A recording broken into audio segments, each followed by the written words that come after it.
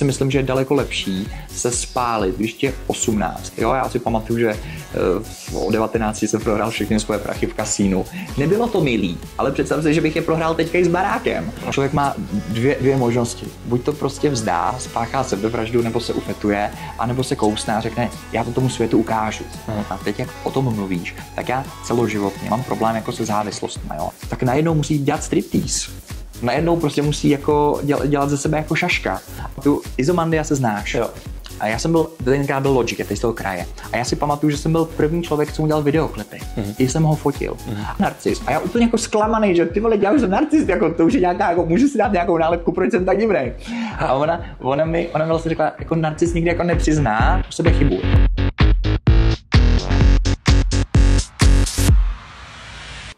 Zdravím vás u podcastu. Dnešním hostem je Petr Gebauer. A dnešním hostem je Petr Gebauer z jednoho jednoduchého důvodu.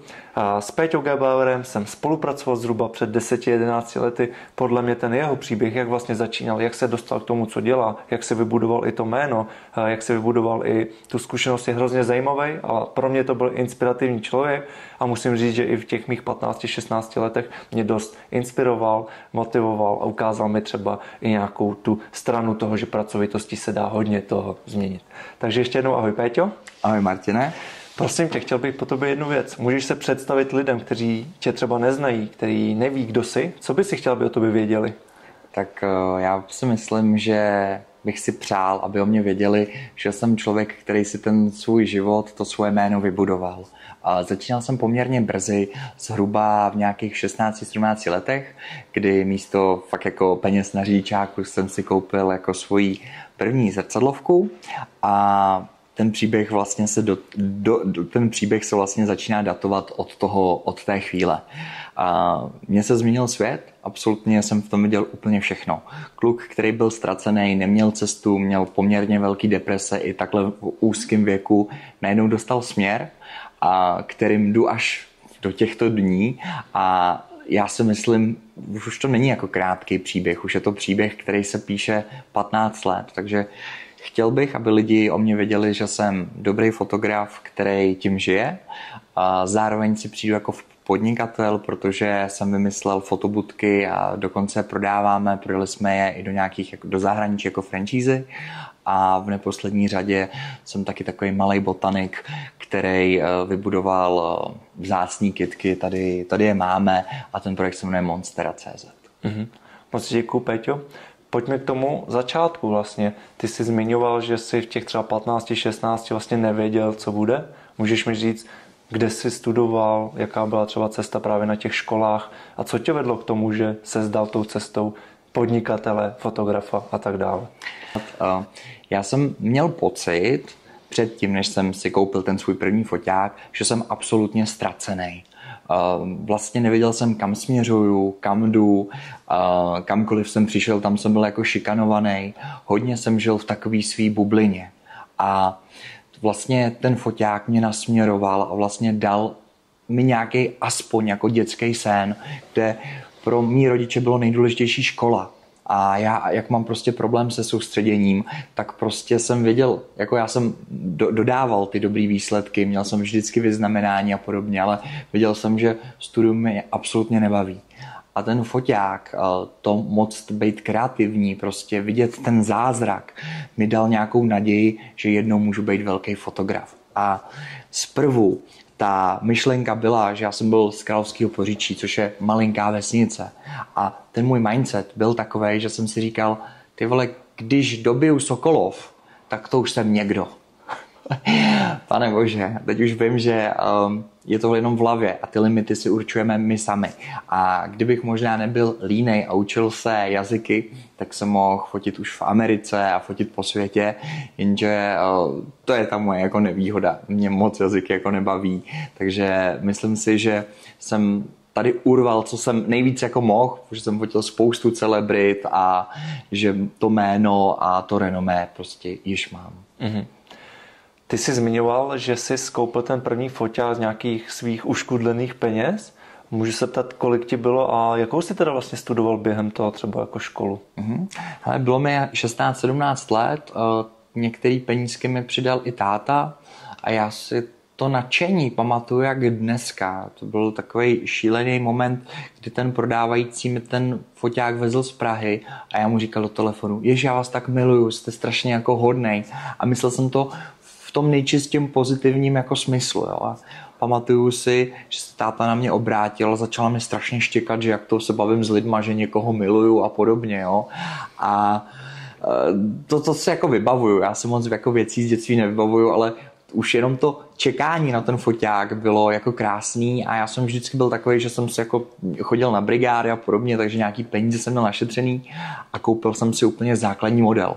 Nebyl to nějaký profesionální model a ještě jedna taková hodně specifická věc, že já už jsem asi po měsíci věděl, že jednou chci být pan fotograf. Aha. A ty nejdražší objektivy od Canonu měly červený proužek. Já jsem si koupil Olympus a Olympus není tak jako taková dobrá značka jako třeba Sony, Canon, Nikon a podobně. A dával jsem si na ty objektivy červený gumičky. Protože jsem prostě věřil, že jednoho dne tam budu. Aha. A já tam byl. Aha, super. Mě ale vlastně zajímá, co tě vedlo teda k tomu, jako, že koupím si foťák. Jaký byl ten přístup, nebo jak jsi zjistil, že teda koupím si foťák? Já jsem jako v 16, v 17 se člověk spíš zhledá, jako asi nikdo v 16 neví, že bude mechanik, nebo ten, kdo to ví, tak má to štěstí, jo, ale já když se teďka zeptám mladý generace, čím jednou budeš, asi by nám to jako neřekli. A já jsem si vlastně jako říkal, že by mě to nejspíš bavilo, že by to byl jako koníček, který by mohl být jako hezký, že bych prostě chodil a fotil architekturu a fotil ženský a podobně a vlastně vyšlo to. A já mám to štěstí, že já vlastně životně ze všech svých koníčků se snažím udělat biznes. Protože ta technika je drahá a pokud se člověk chce posouvat, tak to bez prostředků jde velice těžce. A v ten moment jsem prostě začal pořádat paparazzi party, kdy vlastně mladý cucák bez živnostenského povolení si prostě řekl, teď budu dělat party. Já si pamatuju, že jsme vyprodali klub a v momentě, kdy vyprodáš klub, tak máš otevřený dveře dál. Takže to bylo tak, že jsem vždycky se snažil, aby ten biznis a aby ty čísla fungovaly, protože jsem si uvědomoval, že v momentě, kdy člověk má prostředky, se může posouvat dál. Tohle to je vlastně zajímavá myšlenka, to, že když už ty člověk prostředky má, tak je to vlastně v uvozovkách, hodně v uvozovkách jednoduchý se posouvat dál. Ať už to jsou prostředky, peníze nebo lidi, který znáš.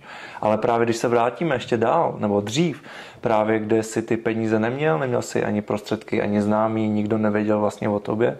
Jak ty ses vlastně naučil, ať už fotit s technikou, jak ses naučil podnikat, oslovovat lidi, jak ses naučil vůbec, jak se to tvoje řemeslo dělá? To je jako skvělá otázka a všichni mi ji pokládají. To fakt jako jak ses k těm lidem dostal? Martine, já vlastně, že bych měl nějakou myšlenkovou mapu a za tou si šel, nebo měl nějaký business plán, to vůbec nebylo. Já jsem prostě chtěl fotit a fotil jsem i zadarmo, za pár peněz, šel jsem prostě do klubu, kde jsem fotil a ten majitel mi říká, já tě tak, Péťo, mám rád. A jak jsem doma neslyšel, že mě nikdo má jako rád, jo? Protože u nás se tady ty věci neříkaly, tak já jenom za to, že mě měl rád, jsem tam fotil. A v dnešním jako měřítku si uvědomuji, že tohle byla jedna velká manipulace, jo? Že vlastně pak mi dával třeba 3-4 stovky za večer. Ale pamatuju si, že jsem jezdil do Varu, tenkrát byl ještě FOPA, teď je to Molly a jel jsem posledním vlakem, vracel jsem se prvním a na hodinu mě to vycházelo na nějakých 40-50 korun. Takže já jsem vlastně fotil, nabízel se a já si myslím, že když mladý člověk má nějaký sny a jde si za nima, tak ten svět mu je nakloněný. Tady v tom vlastně mě vyvstává taková otázka, co si myslíš, že byla taková ta nejdůležitější tvoje dovednost, aby si vlastně se na to nevykašlal, že to je za málo peněz, trávíš tím hodně času, že třeba nejsou ty výsledky takový teďka, jaký jsi přál, že třeba furt máš ten foťák, který nemá ten červený kroužek. Co si myslíš, že tam byla nějaká ta dovednost, která ti vlastně pomáhala jít dál a dál a dál? Ale dokázat to. Já jsem měl od rodičů, vždycky jsem byl vychovávaný v takovém tom negativismu. Nikomu bych to za boha nepřál. Jo? Já jsem byl strašně zamindrákovaný, protože jsem jenom poslouchal od dětství, jak jsem jako k hovnu. Je to prostě hrozný. A člověk má dvě možnosti. Buď to prostě vzdá, spáchá sebevraždu, nebo se ufetuje, anebo se kousne a řekne, já to tomu světu ukážu.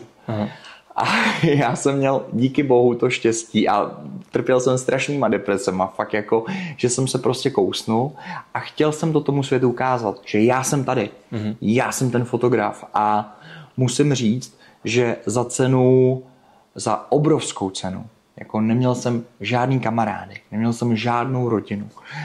Mí vztahy byly dost tragický.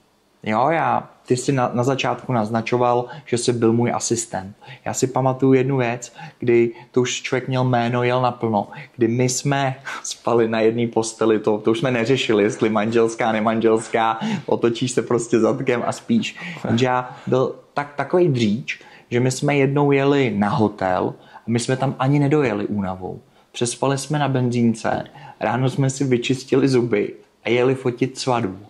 A i kdybych měl umřít, tak chtěl jsem, aby ten klient nepoznal, že fakt melu z posledního. To prostě, jako dával jsem do toho, pil jsem kafe, prostě všechno možný. Prostě klient byl ten, kdo mi věřil a klientovi musím doručit to nejlepší ze sebe i na úkor, že bych měl spadnout ze stromu, spadnout ze skály, z čehokoliv. Tohle si vlastně moc dobře živě pamatuju, že to byla ta svatba někde v Olomouci nebo Pardubice na druhé straně republiky, pak jsme přijížděli do Prahy, o půlnoci jsme zastavili na pumpě, aby si nedostal mikrospánek. Ráno přesně přivstát, vyčistit zuby, načesat se, upravit se a jít s plnou energií zase na další svatbu. Je tomu tak. A vlastně to byla věc, kdy vlastně jsem to dělal strašně rád. Ale ty si musíš uvědomit, že já, jak jsem byl ten malej kluk, co měl jako sen ovládnout cokoliv, tak jsme se dostali do fáze, že já jsem jel do Liberce, do Olomouce, Čeladna, Budějovice. Já jsem vlastně, někdy by se zeptal, kde v tu chvíli jsem, já jsem vůbec nevěděl, jestli jsem v západních Čechách. Já jsem dal do navigace to město a jel jsem. A průser byl v ten moment, když se některé vesnice, co se v Česku stává, jmenovaly stejně. Zjistit teda, do který jako jedu, jo.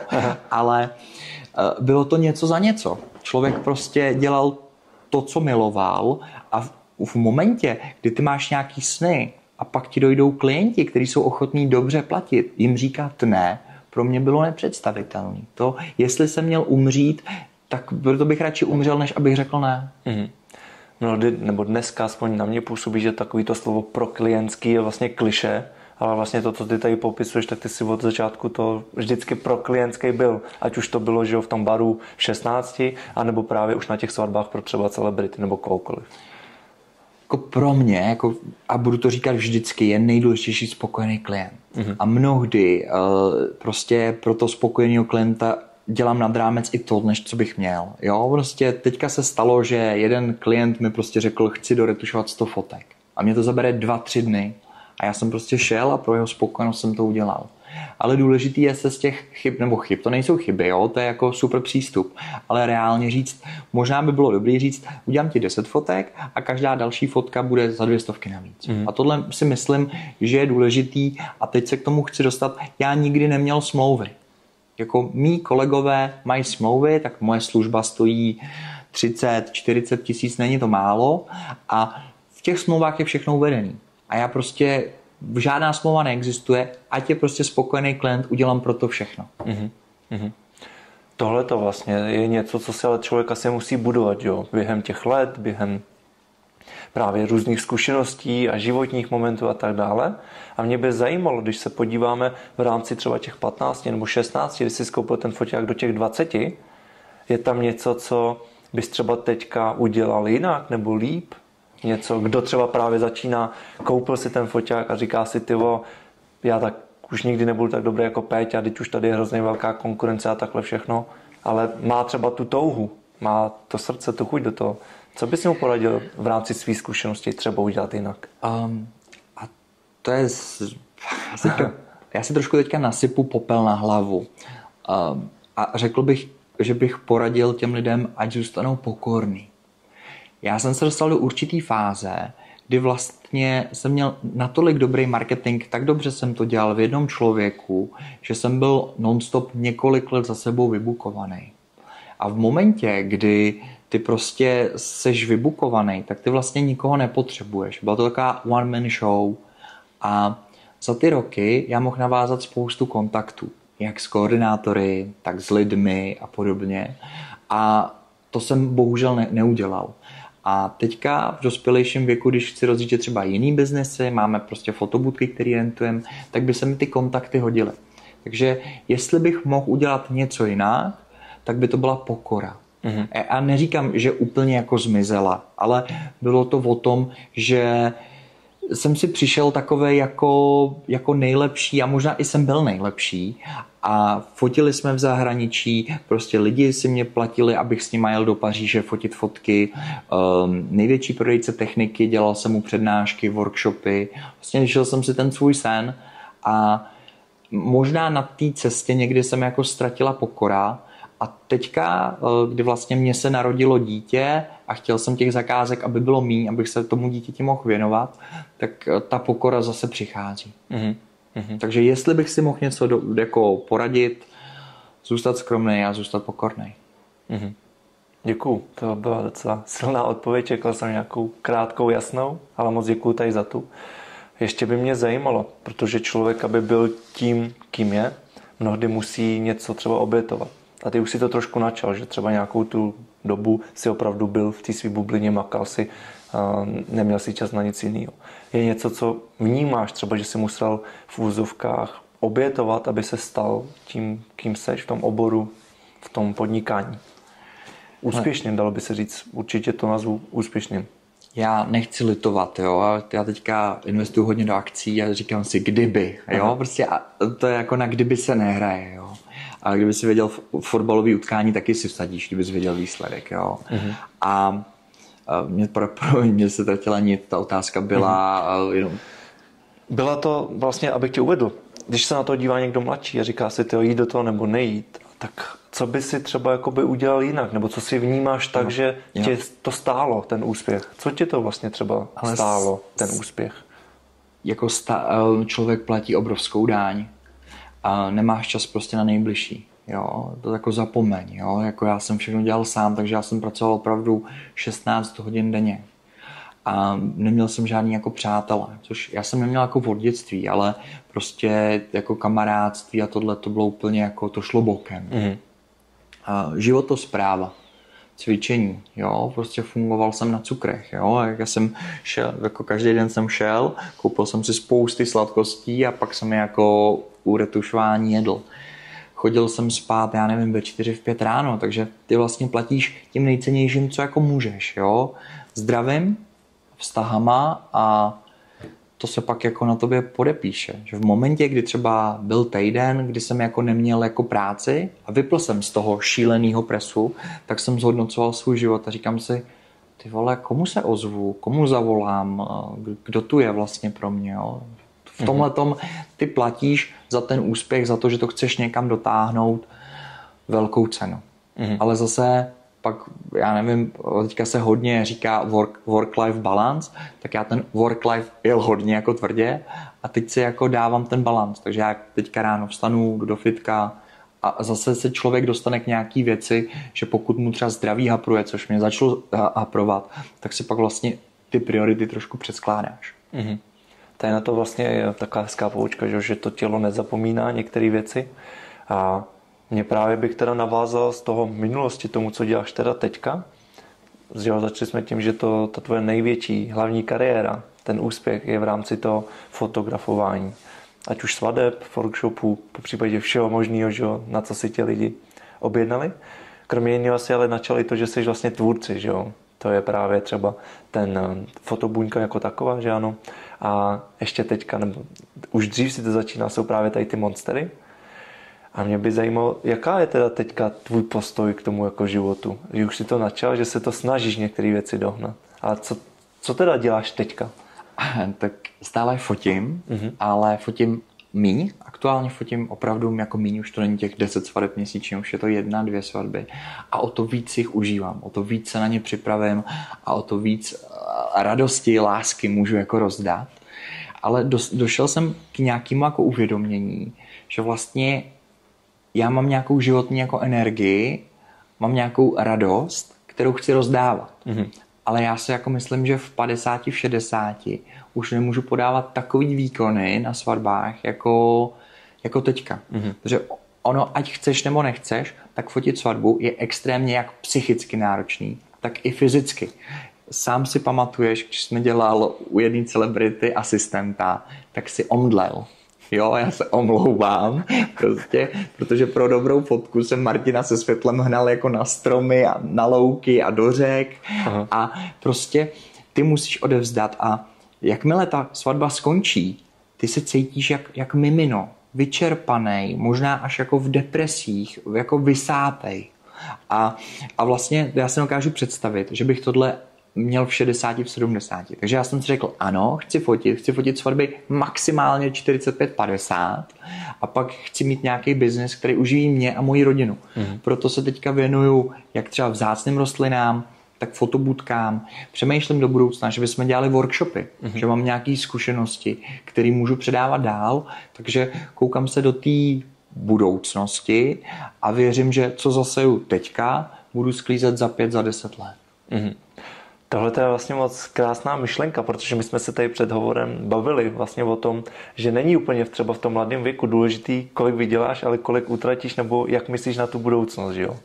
Ty si teďka to načal, že to je nějaký vlastně vývoj k tomuhle, že myslíš na tu budoucnost. Dělal by si něco i v tomhle trošku jinak právě v tom mladém věku, kdy třeba si měl i ten větší obnos peněz, kdy už přicházel ten úspěch a ty si byl opravdu ještě... Tak já jsem měl to štěstí, že mě život dával fakt jedny rány za druhým. Jo? Rodiče mě vyhodili z baráku, pak mě vyhodili z ateliéru, tak jsem začal uvažovat, to bylo velký štěstí, že jsem si koupil svůj barák. Jsem jako v nájmu, takže to byla první investice, jak se nějakým způsobem zaopatřit. A kdybych ten mozek, který mám teďka měl dřív, tak by to bylo daleko zajímavější.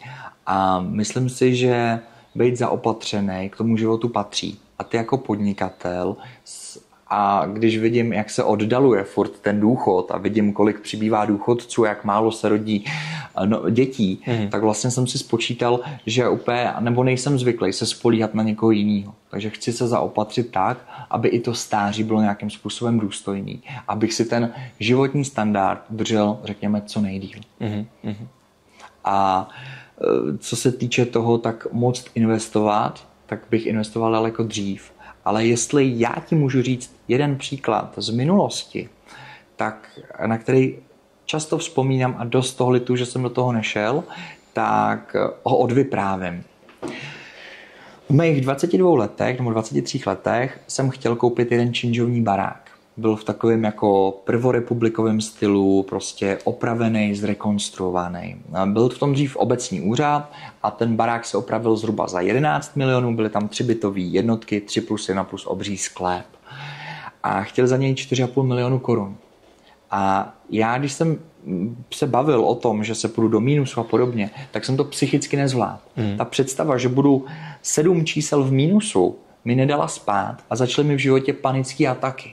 Pamatuju si to jako teďka, když jsme měli podepsat tu smlouvu s tím hypotečním poradcem, ty mi říká, chci to mít pojištěný, já říkám, ne, nechci to mít pojištěný, jsem mladý, rakovina se mě netýká, tak za 20 minut na to mě odvážela sanitka. Ještě začaly mi panické ataky a ta představa jít do mínusu nebo zadlužit se byla tak pro mě negativní, že jsem to nezkoušel. A rodiče mi v tomhle jako nepomohli a teďka to vidím úplně jinak. Jo? Prostě já se zadlužím a rád se zadlužuju, prostě, protože vím, že třeba jsem koupil nějaké nemovitosti a ten člověk, co v nich bydlí, mi vlastně to platí a dává mi to teďka daleko větší smysl. A uvažuji o těch investicích ne na to, co bude za rok, za 2, ale co bude za 10-15 let. Snažím se koukat víc dopředu. Děkuju. Ty jsi to vlastně teďka už trošku jako načal, že to je i o tom mindsetu, vlastně o tom, jak to máš v té hlavě uspořádaný, čeho se třeba bojíš, jaký máš nějaký třeba bloky a tak dále. A na druhou stranu si zmínil, že naštěstí, si to popsal, se ti v životě udály nějaké rány. Chápu to teda správně, že ten tvůj mindset je takový, jaký je i kvůli třeba nějakým právě obtížím, ránám v tom životě, negativním zkušenostem. To máš jako s diamantem. Víš, jak se vytváří diamant? Pod tlakem, pak se brousí. Pod tlakem, jo. A v momentě mě, kdy rodiče vyhodili z baráku, tak jsem byl takový nepoužitelný umělec, jo. Kdy prostě, když mě jako vyhodili a táta mi chtěl koupit pračku, tak jsem brečel jak malej parchant, proč mi jako kupuješ pračku, já se jako prát nebudu, jo. Stydím se doteď. Ale ten život tě naučí. A přísahám Bohu, že já v tom životě měl strašný jako neštěstí, nebo udávaly se mi jako věci, které nebyly jako milý. A každá ta událost mě jako posílila. A je důležitý, tyto neštěstí, který třeba spousta lidí prožívá rozchodem, někdo ho okrade, stanou se mu nějaký jako v biznesu, že ho prostě někdo podvede. Ty to musíš vyhodnotit až třeba za 2, za 3 roky. Nemůžeš to hodnotit teďka v tom největším neštěstí, protože určitě se vsadím, že spousta lidí trpěla po rozchodu jak pes a po roce řekla, Ježíš, to bylo to nejlepší, že jsem ho opustila. Jo, hodnotit to a já teďka, mně se narodilo dítě a sám přemýšlím o tom, jaký chci být rodič. A možná teďka mě odsoudíte, ale já chci být tvrdý rodič. Chci, aby z toho dítěte něco bylo a nechci mu jako tu cestu jako dláždit. Já prostě vždycky, když to dítě bude mít jakýkoliv problém, tak jsem tu proto, abych mu s tím problémem pomohl. Ale zároveň prostě nebudu ten, že fakt jako bude ho chránit před celým světem.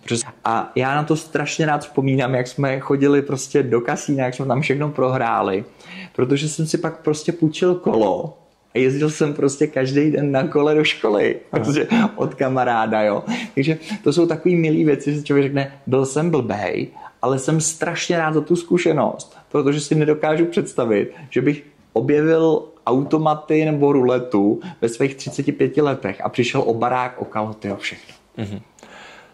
Moc děkuju, tohle to je hrozně zajímavý to téma, který si načal. Já bych ho možná jenom ještě jednou otázku trošku rozvinul. A je to vlastně, že ty si teďka popisoval, že jsou některé věci, některé zkušenosti, které opravdu fakt bolí a člověk má právě v ten moment do nich třeba upadnout a hodně se do nich zacyklit a třeba právě z nich vyvodit nějaké nemoce nebo právě psychické nějaké problémy a tak dále, tak dále. Co ti vlastně třeba jako pomáhalo, ať už teďka, nebo v tom životě se s těmahle věcmi opravdu jako vyrovnat na té úrovni té psychiky? Mně extrémně na tohle pomáhá sport. Vždycky, když jako jsem byl po nějakém rozchodu a podobně, sport a mnohdy i práce. A je velice zajímavý, že já do té své práce dávám svoje emoce.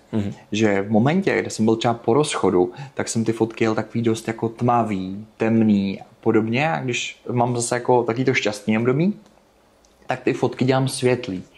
A mě strašně baví, když jsem na nějakých rozhovorech, nebo někdo mi jako říká jako z kolegů, že mně se ten tvůj rukopis strašně líbí, jako to je bomba. A ty jako ve všem se vyvíjíš a já vždycky se tam, a jaký rukopis, jo? Že vlastně mi přijde, že třeba každý rok ten rukopis i jako umělec mám jako jiný. Jo, a jak říkám, vypořádávám se tím prací a sportem. A tady ty 2 věci já si jako úplně nedokážu představit, že bych si zlomil ruku a to bylo jako průser. Chápu to teda správně, že ten sport, ale i ta práce je něco, co... A to vyjadřování těch emocí vlastně taky i v té práci, předpokládám i v tom sportu někdy, že ti pomáhají. A mě v rámci tohohle napadá ještě jedna otázka. A to je přesně to, že ty ten sport, nebo ten pohyb jako takovej, anebo právě ta práce, to vyjadřování těch emocí, že ty víš, že ti to pomáhá. Ale určitě ty si zmiňoval, že byly situace, kdy si opravdu třeba 16, 18, 20 hodin podle mě jako pracoval, protože to není jenom o té svatbě, je to opravdu i o tom zpracování třeba, že o těch kvantů dat. A nemáš třeba čas právě na ten sport a tím pádem nemáš třeba prostor se vlastně takhle jako ten balans. Co ti jako v rámci toho třeba pomáhalo, nebo co byl ten největší problém, když člověk nemá tohleto, o co se vlastně opřít? No, hele, to je jako průser, protože já jsem toho občas nabral tolik, že jsem nebyl schopný to splňovat. A většina klientů mých je normálních. Ale občas máš klienta, který na to spěchá. A když se ti jako tady ty klienti 2, 3 sejdou v jednom měsíci, tak je to jako průser, jo. A co ti zbyde? Máš nějaký slovo, máš nějaký jméno a ty tím jménem ručíš. A ty nemůžeš říct, sorry, já na to seru. Protože tam je ta serióznost. Lidi si můžou zaplatit levnýho člověka a drahýho. a prostě můžou si zaplatit za nějaký jako brand. A ty, když si, já nevím, zaplatíš za boty za 50 000 od nějakého prostě designera, tak chceš, aby ti vydrželi. A já jsem vlastně tím chtěl říct, že ty máš nějaký jméno a za tím jménem si stojíš a ty lidi platí pro to, aby je fotil Petr Gebauer. A já vlastně musím dělat všechno, abych dodal tu nejlepší kvalitu a to nejlepší sám ze sebe. A tohle byla moje priorita, na úkor mě. Opravdu byly dny, kdy jsem vypil 14 Red Bullů denně. A tam není, jako to je no way, prostě musím to udělat a když musíš, tak prostě musíš. No ale co pak vlastně, jak se vypořádáváš s tím, že v té minulosti si neměl čas tohleto, tak si zmiňoval, že občas se to pak propisuje, že třeba teď to sice nějakým způsobem potlačím, protože makám, chci to své jméno, ale může to víc k nějakému právě třeba psychickým, zdravotním vlastně problémům. Tak dával si za to třeba nějakou právě odměnu nebo pauzu, nebo jsi to nějakým způsobem uvědomoval, že to je teďka období a pak přes zimu si odpočineš? Já jsem si vlastně neodpočinul jako nikdy. A teď, jak o tom mluvíš, tak já celoživotně mám problém jako se závislostma. Jo? A teď to, tak když to člověk řekne závislost, tak bere jako třeba alkohol, drogy, to u mě jako vůbec. Ale jsem byl závislý na té práci. A v momentě, kdy ta práce došla, tak se třeba stalo, že jsem byl závislý na partnerce, že jsem se jako zamiloval. A takhle v tomhle jsem lítal a v tomhle mi třeba pomohla terapeutka, kde jsme si prostě sedli, já jsem jí řekl svůj život, řekl jsem jí vzorce z dětství a mohli jsme s tím pracovat. A pro mě bylo strašně důležitý a podle mě to je jeden z nejsvětlejších okamžiků v mém životě, kdy jsem si prostě jako uvědomil, kdo jsem, jaký mám vzorce a co bylo absolutně to nejvíc, to, že nemusím nic dokazovat svým rodičům a že svoji hodnotu si udávám pouze já sám. Na základě toho, jak pracuju, jaký jsem, jak pomáhám okolním lidem, jak se k ním chovám. A mě dřív, když třeba někdo napsal jako negativní komentář, tak jsem si to strašně bral. Teďka mu za to poděkuju. Vůbec nejdu do nějakého konfliktu. Vůbec s ním nebudu ztrácet sekundu svého života. Moc děkuju. Tohle je vlastně jedno podle mě z nejdůležitějších uvědomění, který by člověk měl asi zažít, aby přesně věděl, kdo vlastně je. Nebo kdo vlastně jsi ty sám o sobě, ne třeba s nálepkou fotograf, ředitel, kdokoliv. Pojďme tady o toho. A já mám možná jednu z posledních otázek v rámci tohohle období, té minulosti, než se pustíme i do budoucnosti. A to určitě teďka trošku na Reelsko, víš, aby tam byla taková ta otázka. Péťo, ty jsi byl v Love Islandu a já se ptám, co ti Love Island dal? Co mi dal, co mi vzal, to je krásná otázka. Pojďme trošku ze širší perspektivy. Umřela mi máma, bývalý společník mě tak trošku jako okrát a byl jsem po rozchodu. A tady v tom mindsetu zlomený, zničený člověk, ubrečený, co prostě řve, že ten svět není fair, jsem se dostal na poslední casting. A bohu dík, bohužel mě vybrali. Jak jsem měl 3 týdny na to jako odjet a za ty 3 týdny jsem se ještě stačil zasnoubit, takže to bylo jako šílený období a já na té reality show strašně trpěl. Strašně. Teďka už se to normalizuje. Ty, když se přihlásíš do Love Islandu, tak zhruba víš, co se tam bude dělat. Já byl v první řadě. A člověk, který fotí prezidenty, který fotí prostě důležitý prostě lidi, diplomaty, premiéry a podobně, tak najednou musí dělat striptease. Najednou prostě musí jako dělat ze sebe jako šaška. A to pro mě bylo extrémně prostě těžký a navíc jsem měl takovou pocit jako paranoji strašný, takže já jsem tam každý den mi docházela jako psycholožka a já bych říkal, jak chci domů. A abych to zkrátil, tak vypadl jsem poměrně brzo, protože ta produkce a ty scénáristi zjistili, že jsem docela jako marnej, což díky bohu. A musím říct, že to období pro mě bylo strašně těžký a jak jsem miloval sociální sítě, tak jsem je začal až jako nenávidět a vyhejbat se jim. A když se koukneš na můj Instagram před Love Islandem, kde jsem furt něco přidával, nějaký příběhy, komunikoval a po Love Islandu, tak já třeba 2-3 roky jsem nic nepřidal na sociální sítě. Absolutně se mi to zhnusilo, protože když jsem viděl, jak tě ty lidi soudí, jak tě odsuzujou a jak lehce můžeš jako třeba někoho očernit. Mně z toho bylo jako špatně. Já jsem 100% věděl, že jsem tam nejel nikomu ublížit. Ke každému jsem se choval maximálně jako loajálně s respektem a musím říct, že tady ta zkušenost mě jako poznamenala a řekl bych, že jsem jako padl jako na kolena, kdy vlastně ten svět jako nebyl úplně jako hezký, ale to k tomu životu patří. Prostě občas tě ten život srazí na koleno, možná proto, aby si dostal tu pokoru, o které jsme se jako bavili, možná proto, aby si měl jako chuť se zvednout a zase se někam jako dostat. Tohle nedopadlo dobře. Jo, možná jsem si zavřel spousty dveří, bohužel, ale rád vzpomínám třeba na Prostřeno, jo, který spoustu lidí nevidělo a kde jsem vyhrál jako diváckou soutěž a třeba ty penízky, co jsem z toho dostal, jsem dal na útulek, na charitu a to bylo třeba super. A ukončím to tím, že každá reality show je primárně o hlavě. A pokud ty jsi dobře nastavený a víš, co ti to má dát, jestli slávu, pozornost, čísla, tak si zatím jdeš. Ale já do té reality show šel, abych unikl před tím svým šíleným životem. A to doporučuju výrazně všem. Neodcházejte nebo neutíkejte před svýma problémama. To pak začne, to nabobtná. Problémy jsou od toho, aby se řešily. Wow, moc děkuju, Péťo. Mě jako pobavilo, ty jsi mi psal několikrát. No. A já jsem na to, mě musíš volat. Fakt, já na odepisování jsem jako to. A já říkám, ty Martin mi v životě tolik pomohl a jdu tam. Jo, prostě samozřejmě, tak určitě pro tebe bude zajímavější, když budeš mít čísla, tak si můžeš třeba vzít Jágra nebo kohokoliv, jo. A tak jsem říkal, hele, Martina znám, rád mu jako v tomhle pomůžu a pak říkám, kam mám dojet? Ne, já dojedu k tobě. Ty vole.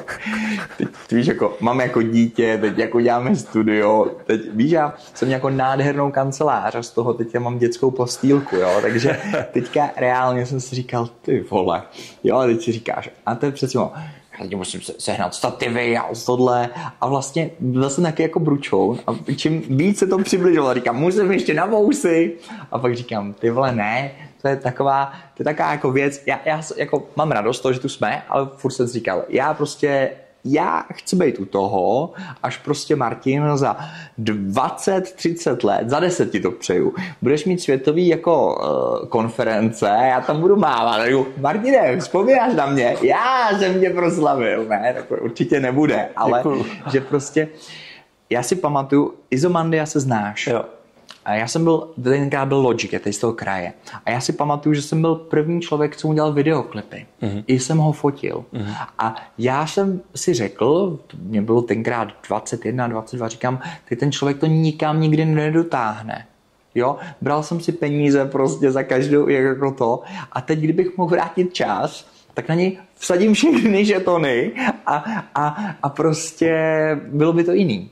A člověk by se z těch chyb měl jako poučit, ne opakovat. A prostě jsem si říkal, ty vole Martin, říkám, tento jednou určitě někam dotáhne, tomu musím pomoct za každou cenu. Takže Martine, já na to vysázím a budu tě bedlivě sledovat.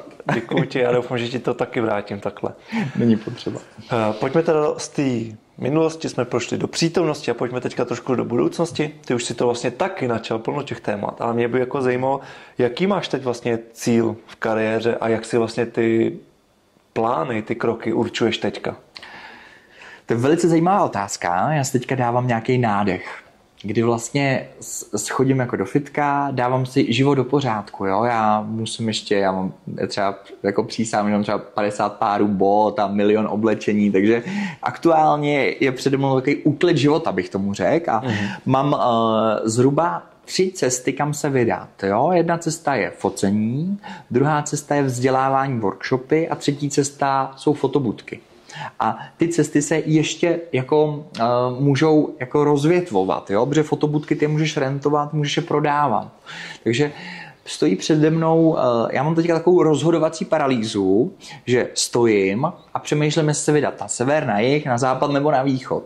A dávám si takovou trošku pauzu, abych poznal sám sebe, trošku se nadechl, vychutnal si tu moji lásku, která se mi narodila, protože roste strašně rychle a teď nevím, jestli budu mít 2 nebo 3 děti, protože aktuální partnerka druhé dítě nechce, takže možný, že už tady ty chvíle nebudou. Takže já teďka žiju přítomností a koukám se, jaký semínka zasadit, abych za rok, za 2, za 3 mohl sklízet tu úrodu.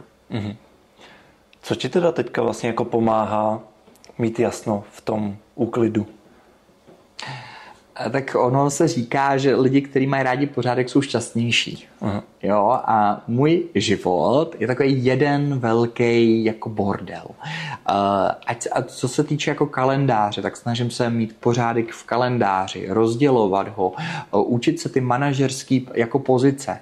Ale je důležitý, a to je vlastně věc, která prostě je, čím jsi starší, tím víc už se jako nepřekvapuješ. A já prostě vím, že jsem tak trošku chaotik a za mě já umím skvěle improvizovat. A to je důvod, proč jsem skvělej na svatbách. Jsem skvělej svatební fotograf, protože ta svatba se nedá na 100% naplánovat. Jsou tam nečekaný momenty, jsou tam nečekaný emoce, nečekaný občas hroty a to je důvod, proč jsem v tom dobrý. V momentě, kdybych měl ten mozek takový, že je ve všem pořádek a měl ten harmonogram a teďka mi to nesedělo, tak bych se z toho hroutil. Ale tím, že já prostě jsem daleko lepší v improvizaci než v plánování, tak je to pro mě ten benefit a možná je na čase naučit se i to plánování, organizace, vést lidi, být lidem příkladem. Jo? Pro mě je třeba absolutně noční můra mít zodpovědnost za nějaký zaměstnance, kteří mají hypotéku, který se musí jako uživit. Když ta doba, v které my žijeme, je extrémně turbulentní. Díky. A co tě teda jakoby vedlo k tomu, že si poznal sám sebe? Protože já tě znám, že hodně jsem tě poznával přesně, dalo by se říct 10-11 let zpátky, když jsem ti dělal právě toho asistenta a bylo to mnohdy často o tom chaosu, o tom dělat věci rychle, improvizace, při přejíždění a tak dále. A podle mě ten moment jsi to třeba ještě jako neuvědomoval, že to je nějaká tvoje vlastně přirozená věc. Jak jsi dospěl k tomu, že člověk opravdu jako sám sebe pozná i ty hezké věci, ale zároveň občas se musí přiznat i některé svý slabiny? Tak ono se spoustu změnilo s tím, když mě umřela máma. Jo? Protože jsem si vlastně, a teď to bude možná znít jako strašně jako zvláštně. Jo? Já svoji mámu mám rád, vážím si ji, ale měli jsme v životě strašně komplikovaný vztah. Jako strašně. A mě jako, když umřela, trošku jako spadl kámen ze srdce. Protože najednou jsem si prostě řekl, ty už nemusíš něco dokazovat. Já jsem stavěl barák a stavěl jsem ho tak, aby se to líbilo mý mámě. Když jsem 5krát měnil dlažbu, 5krát měnil jídelní stůl a furt jsem říkal, bude se to líbit mámě, pochválí mě. A já vím, že to zní hrozně, ale prostě já jsem jenom žil proto, abych prostě řekl, hele, já jsem tady, já jsem dobrý, já už jsi spokojená. A mě to strašně jako zarazilo a začal jsem si pokládat další otázky a chodil jsem k terapeutům a říkám, hele, tak asi mi vychází, že jsem prostě jako narcis, prostě jako mám tady nějaký jako body, jako asi tam něco bude. A terapeut mi říká, a je to složitý to přiznat, že máš nějaký chyby, jo? A i o tom je ten život. A ten terapeut se mě usmívá, říká, budeme s tím pracovat, ale já mám pocit, že nejste narcis. A já úplně jako zklamaný, že ty vole, já už jsem narcis, jako to už je nějaká, jako můžu si dát nějakou nálepku, proč jsem tak divnej. A ona mi vlastně řekla, jako narcis nikdy jako nepřizná u sebe chybu. Jako narcis nikdy nepůjde na terapii, jo? Takže to mi jako vyškrtla a pak jsme se bavili o rodičích a vlastně si přesně pamatuju, že máma, když uměla, jak jsem si ptal, hele mami, omluvila ses nikdy za něco někomu? A tak jako zamyslela a za sekundu, ne. Proč bych se za něco měla omlouvat? Jo? A to je typická ukázka jako narcise.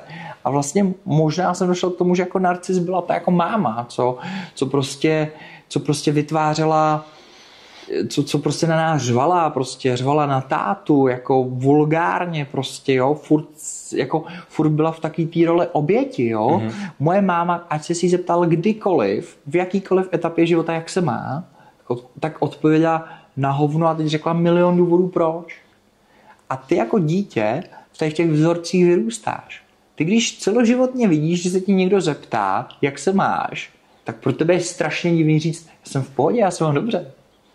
A to bylo to, co mě vlastně udělalo zvědavým, kdo jsem, jaký mám vzorce, jaký mám chyby a pojďme je napravovat. Protože čím dřív si to uvědomíš, tím líp. Jako starýho psa novým kouskům nenaučíš. Bohužel. Super. Moc děkuju. Vnímáš něco takového, že právě když si tohleto třeba přiznáváš a rozhodneš se už třeba i poznat sám sebe i v té negativní stránce a začneš s tím třeba pracovat, vnímáš, že tě to posunulo i třeba osobnostně, kariérně? Jasně, že jo. Já jsem celoživotně měl potřebu tak děli se mi nějaký jako nepráví, prostě někdo mě okradl v minulosti, pomluvy a podobně. Já jsem měl pocit s tím jako bojovat. A teďka jsem ve fázi, nebo možná občas říct, já jsem chudáček, podívejte, co se mi stalo. A myslel jsem si, že rozumíš, já jsem měl na Love Island a přišel jsem do kanceláře, to byla vybraná. A přeci jsem si říkal, to není možný, firma je z 90 let, to není fér. A co mi řekl terapeut a co je moje jako asi největší jako rada, co budu učit svý jako děti, je, já jsem začal brečet terapeutovi, jak to není fér a tohle je špatný a tohle je těžké. A on se mě otočil a říká, co ti řekl, kdo, že svět je fér? To je ta myšlenka. Jako svět není fér. Ne vždycky jako dobro vítězí nad zlem. Ale já dělám všechno pro to, aby prostě, a začal jsem jako u sebe, aby prostě ten svět byl jako lepším místem. Jako, co můžu dělat jako jednotlivec? Třídím odpad, prostě skupuju byty, dělám je hezký tak, aby se tam, já kupuju do jedniček prostě myčky, prostě ledničky, vestavené věci. Nechci prostě dělat biznis s chudobou, kde vezmu ty nejvíc sociální byty a pak těm lidem beru peníze z dávek. Snažím se ne jako nadávat, ne brečet, jak ten svět je nespravedlivý, ale snažím se ho mít ve svých rukách a měnit ho tak, aby se mně tu líp žilo, mý rodině se tu žilo a jako všem líp žilo. Moc ti děkuju, Petře, za upřímnost i za to, že jsi takhle opravdu dostal i do hloubky. Moc ti děkuju. Mám poslední otázku a to je, kdyby si měl právě, na kdyby se nehraje, ale kdyby si měl tu možnost, ten prostor, dostat se ke svému 16letému Péťovi. Co by si mu třeba poradil, co by si mu vzkázal za myšlenku? Jak by měl jít do toho života, který má vlastně před sebou? Já bych mu vzkázal, že hněv nikam nevede, že je důležitý mosty nebořit, stavět je a řekl bych mu, ať se zaměří na vztahy a má je nejlepší jak sám se sebou, tak se svým okolím. Moc děkuju. Je ještě něco, co bys chtěl nakonec říci? Já si myslím, že jsme řekli úplně všechno. Tady z toho rozhovoru s tebou, z mých odpovědí, jak se pouštím až za hranu toho, co bych normálně řekl, tak je to fajn a doufám, že se to lidem bude líbit a že za 2, za 3 roky se na to koukneme nebo dáme si pivo a oba dva budeme zase někde jinde. Budeme šťastní a budeme si prostě předávat ty zkušenosti, které jsme nabili. A jestli já můžu něco říct tobě nebo popřát něco tobě, tak přeju, ať se ti daří. Jsi mladý a vám mladým ten svět jako přeje, je otevřený a já teda doufám, že to dotáhneš co nejdál. Děkuji ti, Péťo, jsi hodnej. Jsi furt stejně dobrý jako před těmi 11 lety. si myslím, že už si víc vážím jako lidí. Teď už bych tě nenechal kolabovat, neboj. To bylo součást plánu. Mě to hodně dalo do života. Moc ti děkuju, Péťo. Já tobě, díky.